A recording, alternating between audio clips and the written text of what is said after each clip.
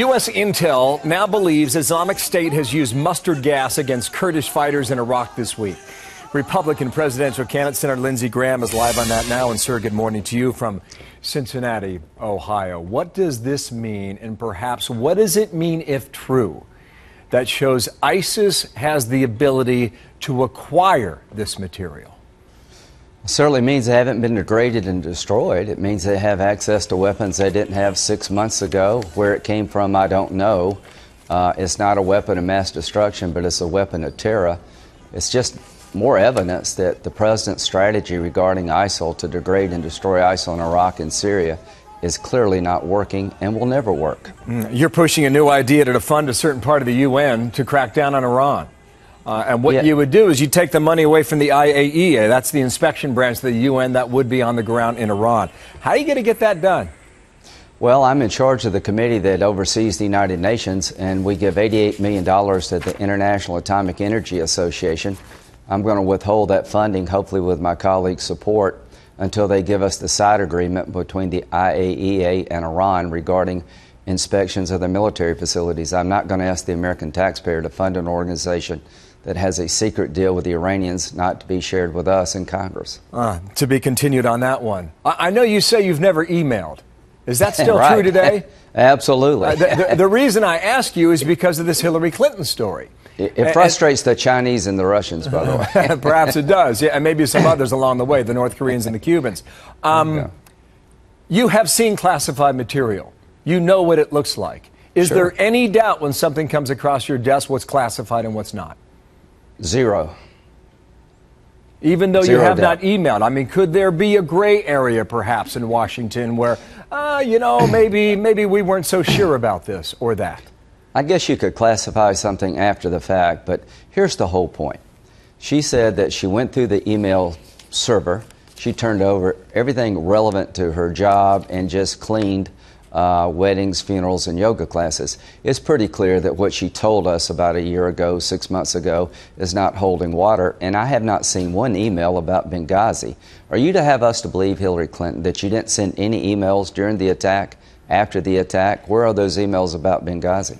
All right. Okay. Now, just to be clear on your position, you have never sent an email, but you have certainly read email, correct? Fair enough? Yeah, absolutely. All right. Now, what is then your most important question about this story now, based on the reporting this week? The most important question to me is, where are the emails regarding Benghazi? It's almost impossible to believe that she never sent an email the night of the attack and days after. Where are those emails? Is there a gap, like the Nixon tapes? Is there an 18-minute gap? Is there a gap in the email list given to the government? Because I find it almost impossible to believe she did not email about Benghazi after the attack and during the attack. Yeah, let's talk about you quickly. In Iowa, you're drawing 2%. On the screen right now, there you are in the right-hand column. Across the country, a Real Clear Politics average has you below 1% at 0.8%. What are you going to draft off of that debate from last week to change those numbers? Or are you running a course right now that is inevitable that will lead you to the sideline? No, I think I'm going to do well over time. The ISIL issue, I challenged everybody in the field basically to tell me how you would destroy ISIL. And if we don't have American boots on the ground in Iraq and eventually Syria as part of a regional force, buildings are going to fall down here. You talk about inside versus outside. I hope we never elect another novice as Commander-in-Chief.